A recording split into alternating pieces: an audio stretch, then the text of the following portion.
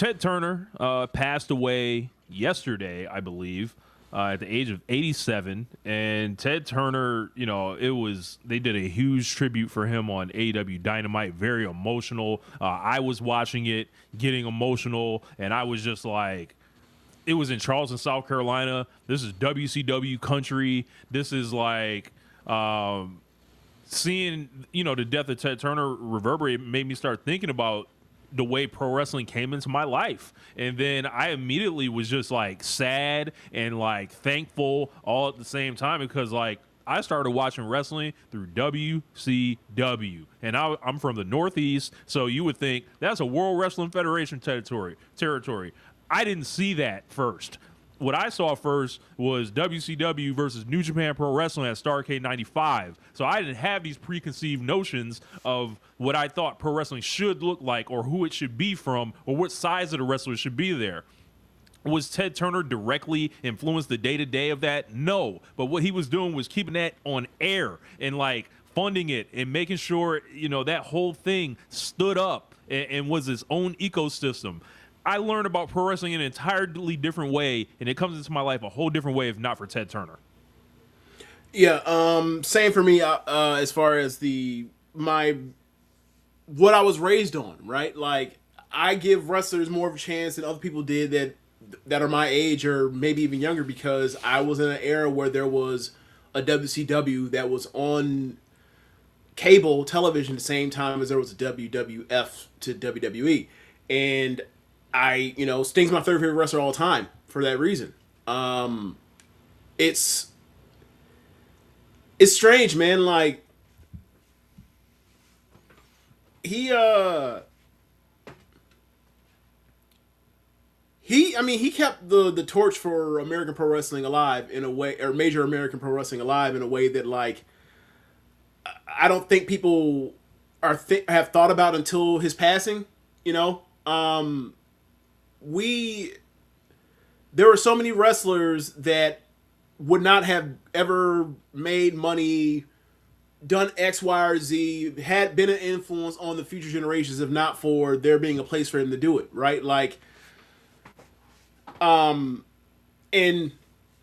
some of even WWE benefited from it, right? Like the same way that there's a Cody Rhodes right now in WWE, and there's a CM Punk in WWE. It benefits from the part where like these people went somewhere else when WWE did not want them, and they made a name for themselves, and WWE then wanted to bring them back, and then they made them WrestleMania main eventers, right?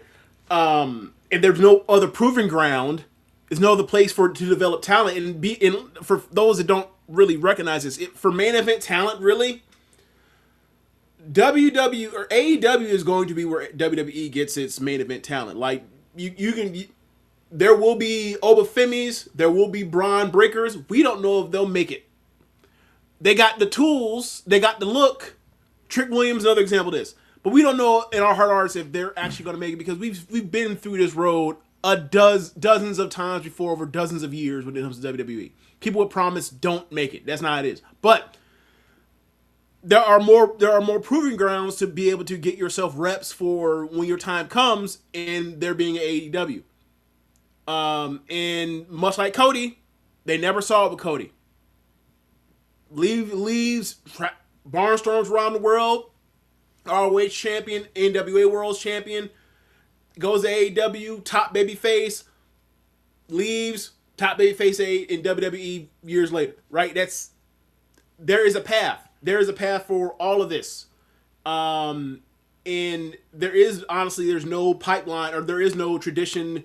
There is no probably even a hint of nostalgia of having AEW around, if not for the nostalgia of WCW being on the airwaves of Turner or TNT. You take all that back to launching the Atlanta Braves and being the owner of the Braves. He was the owner of the Hawks at a certain point, planting his flag in the city of Atlanta as everybody else fucking flees from Atlanta in droves.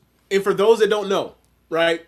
For those that don't know, the Atlanta Braves are the baseball team of the South.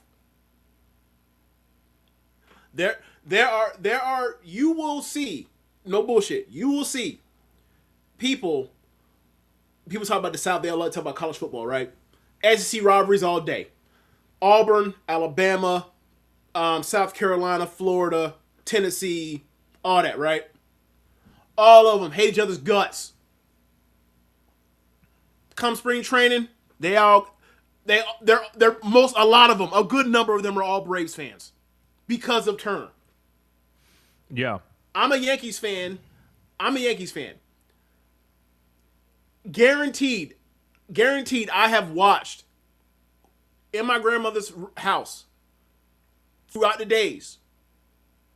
I have watched as much Atlanta Braves as probably New York Yankees games. And there have been times where I would watch literally 100 Yankee games in a season or more. I was that kind of diehard Yankees fan.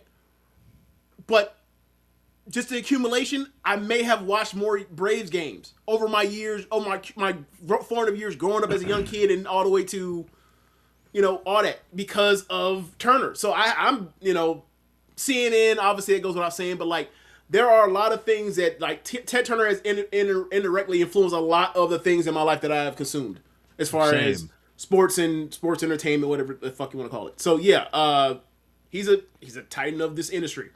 Of the entertainment industry.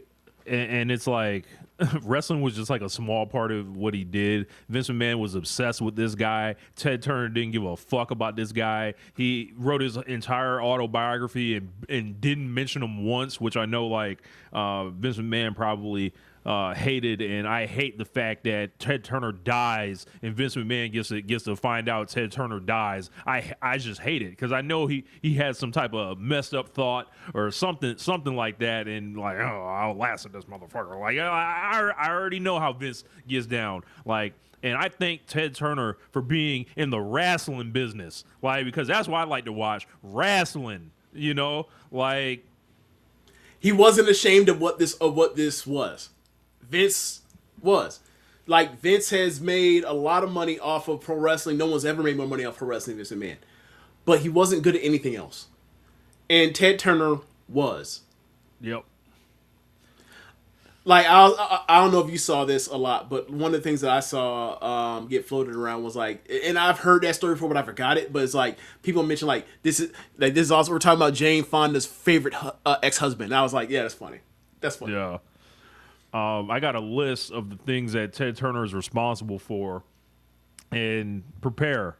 So, founded CNN in 1980, the first 24-hour cable news network, changing television news forever with around-the-clock live coverage, launched a modern cable TV era alongside networks with TBS and TNT, creating the superstation model with WTBS, making Atlanta TV national.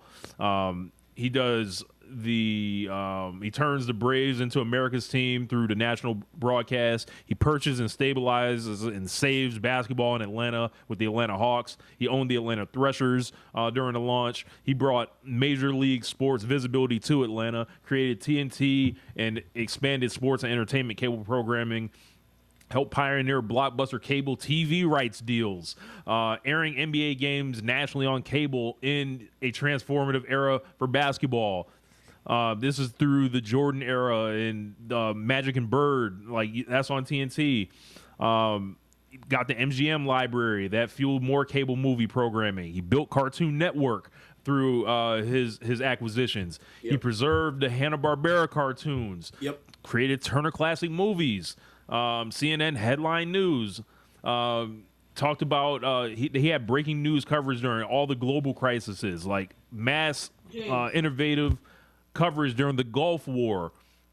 He basically normalized cable news as a central part of our lives. He funded environmental causes and basically saved bison in this country. I actually ate at Ted Turner's restaurant in Denver, Colorado before. I thought you were about to say I actually had bison before. I was like, okay, Tony Ayo. All right, go ahead. He donated $1 billion to the United Nations Foundation. He created the Goodwill Games as an alternative competition during Cold War tensions. He's one of the loudest media moguls that will challenge broadcast networks. He expanded his media globalization before streaming existed. He took a bunch of financial risks on cable when many thought it would fail, and he basically turned Turner Broadcasting into a media empire that eventually merged with Time Warner. And then in wrestling, like all that is before wrestling. Yep. He bought Jim Crockett Promotions. He aired Georgia Championship Wrestling for years on the Superstation. He kept WCW alive through the 80s and 90s. He funded it and made it a real competitor for Vince McMahon. He told Eric Bischoff he's going to give him the live programming to go against Raw. With that checkbook, he got the NWO started. Hogan, Nash, Hall, every wrestler of the 1990s in America except The Rock and Kurt Angle and Owen Hart. Yeah, actually, Owen Hart was in WCW. The Rock and Kurt Angle all went through WCW at some point. Yeah, pretty much anybody worth a damn, yeah. Goldberg, Sting, Flair, like this is like an entire Mysterio, Guerrero, Benoit, DDP, Harlem Heat, Yep. everyone. And like I just had it all come rush back, and I don't know if it's because when I see Tony Schiavone, that's like our link to like the last time, and then they send him out there and he talks glowingly about like these people that we feel like we know or we're connected to somehow, and he's like wearing it for all of us kind of. And then they bring Sting out, and I thought they flew Sting up there just for that. He happened to be in town anyway, but when I saw Sting, I assumed that they sent the jet because he wanted to put it up one time for Ted. So incredible class shown by AEW, and I think the way they did it, they set it up basically like they showed that Ted Turner was this one billionaire that was basically brave enough to go against the Fed, essentially, and then they tied it into, Tony being that guy now.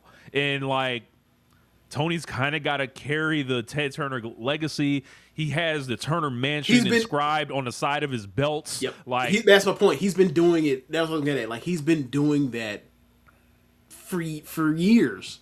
He's been doing this since day one of AEW. Yeah. Or at least since the TV deal got announced that they were going to do Dynamite. Ever since they announced Dynamite, it was like, okay, like this is the spiritual successor of Nitro. Yeah. Just look at the names. So like, all that stuff about Ted Turner is just like, you just think about it, and then like you find out he's on the right side of a lot of these issues, and I'm just like, they don't make those kind of old billionaires anymore. It's just like everyone's an evil villain kind of like wreaking havoc on the world. Like Ted Turner actually gave to the world in a lot of different aspects. It's like, I'm sure he wasn't perfect. I'm sure there's like, stuff about him or whatever, but either the good far outweighs the bad, or like that stuff is just not as publicized. There is a baseline like cynical thing about like billionaires or multi-millionaires and their charity and philanthropy. It's like people are doing the bare minimum so people stay off their ass for how they accumulated their wealth, right? And like Ted Turner did more than that, and he did it at a time when like before people started really looking into people's shit in that kind of way. So yeah, I mean, somebody had to be on the L's for him to get that many W's. But relatively speaking, compared to his contemporaries, what are we talking about? Yeah. RJ Sag said Ted's contribution to pro wrestling should 100% be covered by a Tony Khan produced documentary in the future. Start the myth making. Stop letting WWE bury this guy with every Attitude Era doc. Shoulders 1676, no good billionaires, but the fact Ted Turner spent all that money to actually contribute to the things he liked and ensuring art stayed alive does mean people love him when he's gone versus celebrating. As much as we joke about Captain Planet, that was Ted wanting to get kids to know about combating pollution. Yeah. Like, hey, let's. It's also one of those things. Like, maybe it's because of the nostalgia, or maybe because of my age, and I thought about it. Like, I like Captain Planet a lot. Like, and I never thought about it in the sense of like, oh, that is a cartoon made for that purpose, that cynically, or not cynically, or that overtly. But like I enjoyed it, and then they made me think anything outside of like at that time like it was right in line with Batman or Spider-Man or whatever for me at the time. Obviously, once you get older, you're like, oh, all these people belong to these particular companies in that sort of way. But I hadn't really thought about it in that way, and they're all IP. I never thought of it that way until I got older. Like, okay, fine, but like I still like Captain Planet. I was always a Ted Turner Observer Hall of Fame supporter, and I'm Yeah, sure you he were. will. I think people will probably look into him again I this think coming Hall that of Fame season. I think that segment with Shivani and Sting, I think that's gonna like I think it's gonna add a lot of votes. I think it's gonna make. I don't think it's gonna be an insignificant change after he died. Obviously, gonna get the death bump, and then also like that video package. Like, oh yeah, that's right. Yeah, Oh yeah, that's right.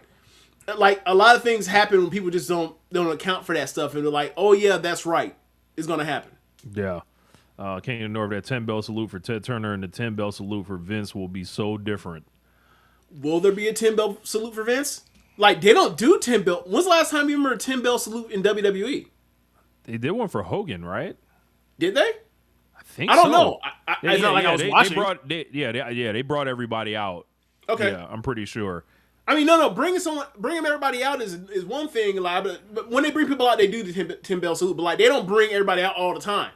You know what I mean? So was that a funnier eulogy I saw was a mutual going, look, Ted Turner was an enemy of Vince McMahon. That has to count for something.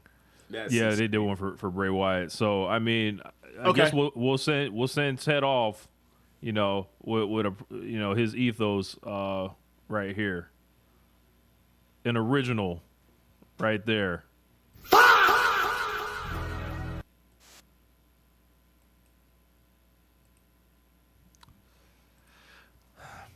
So, Rich, for those that saw that, no, Rich made that. I had no idea he even did that. For those that click on this, that don't know our shit, and I don't like watching WWE because I don't think they make good wrestling that often. And then Rich actually had like an actual like grudge with them. That's this nigga's fault. Oh, sorry, this one.